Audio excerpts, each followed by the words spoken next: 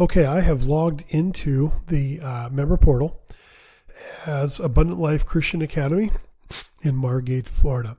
And you will see that this page has a bunch of resources on it.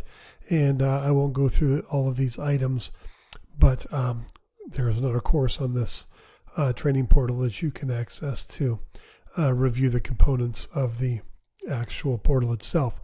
We are going to concern ourselves with the Master in Service program located under the Forms tab, Master in Service, and we will see those resources available here. And we want to click on the second tab for Forms. Now, what we're going to discuss in this lesson is how to get a training that was conducted at your school by your staff, or at your school by staff that you invited into your school to perform training there. So basically, it's a school level training that you conducted for your staff, or it was a training that our association, ILCS or FLOCS, conducted at your school. Maybe it was a data disaggregation training that we conducted, or one of our team members conducted. Could have been a leadership workshop hosted at maybe the Rock School or one of those programs. You would use the A forms, and we're going to talk about two of those forms that are specific to what you will need to do to get those trainings approved and placed into the CE portal. So the first thing you want to do is initiate a workshop, and you'll utilize the A.1 workshop initiation form. Now, there is a downloadable version of that where you can download it as a PDF, complete that, print it, sign it, and get that back to us via fax, or upload it right here in the portal. And there's an online version of that, and I'm going to show you both of those real quickly. The online version is kind of nice from the standpoint that we get it instantly. As soon as you hit submit, we get a notification that it has been submitted. And then when we approve that activity, we do it digitally as well. So you get an email response back notifying you that the training was approved and that it is now in the portal. So there's a kind of a digital trail, if you will, that validates communication. That's very effective with that. So I will show you both of those real quickly. The workshop initiation form, this is the downloadable version, and it is a PDF, and you should be able to utilize that on any computer. But you'll see that it has the name of the initiator, the date that is being requested, school or center, telephone. Describe the workshop activity. This should be more than we're going to do a workshop on Thursday. This should give us some detail to understand what is being done so that we can match it up with a component and a component code. And I will show you those real quickly here. We downloaded this from the Master in Service plan under Forms. No, I'm sorry, not under Forms. Under the component codes, we downloaded that here. And this is that document. And I'm not going to go through all of this, but if I were doing, for example, a teaching strategies for for foreign language teachers, this would be my component code.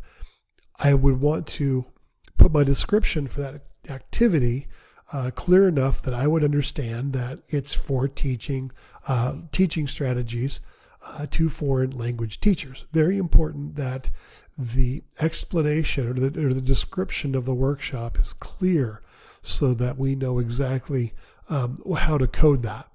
You also provide the name of the instructor, whether that's a principal, a teacher within the school, or an outside resource from the county or another local school. And we need credentials. This is very important because credentials validate whether we would accept that training as from a professional who knows that field, that industry, or that topic. Also give us the number of participants, location of the workshop. Typically, if it's at your school, we already have the name up here. It's good to give us the location would be the city. So we know that, for example, we have a lot of Trinity Christian Academies. This will help us to know which city it's located in. And then the date the workshop begins, date the workshop ends.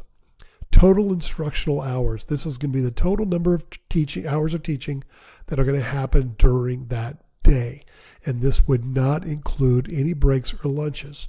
unless it is an official working lunch.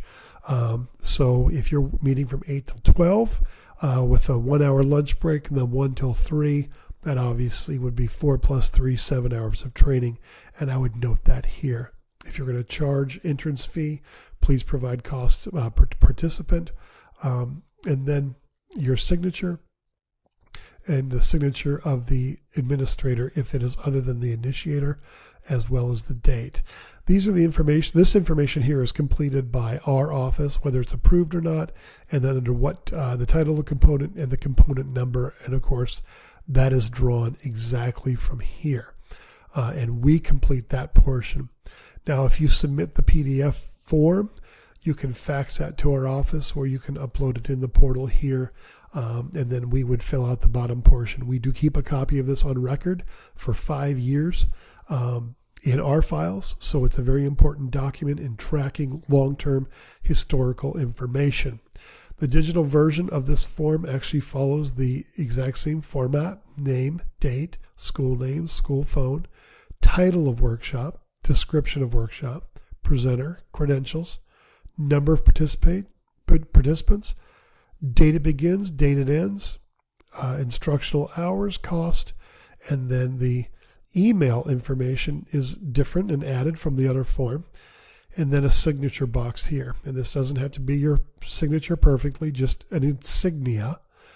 And then, are you the principal or the administrator of the school? If this is selected as no, meaning maybe you're having your assistant do it, or a teacher is doing this, then it asks for the principal's name and in the email. And when we do the submitting, this will send an email to the principal to ask if this workshop has been approved by the administration, which is an important step as well.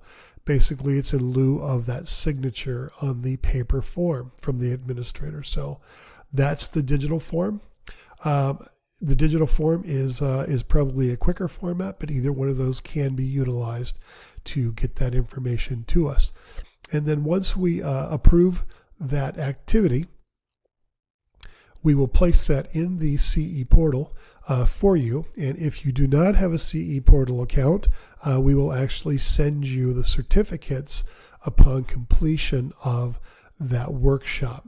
Now, there's also the point and participation status form, the A2. And this, as you can see here, is to be completed by each participant of the in-service activity. So you will need to have a copy of this for each participant, and they are to fill this form out. Now, this form is relatively simple, and it's just validation that basically it's validation of attendance. A lot of people, unfortunately, when it comes down to the few months before their certification expires, believe it or not, people can make up a lot of stuff. And I would hate to say that people sometimes lie on these things, but it has happened. So this is the validation that somebody participated. And you'll see that it requires first and last name and middle initial, school or center, title of the component, which is would have been supplied on your approval, and that is from that component worksheet, the component number, and the points to be awarded.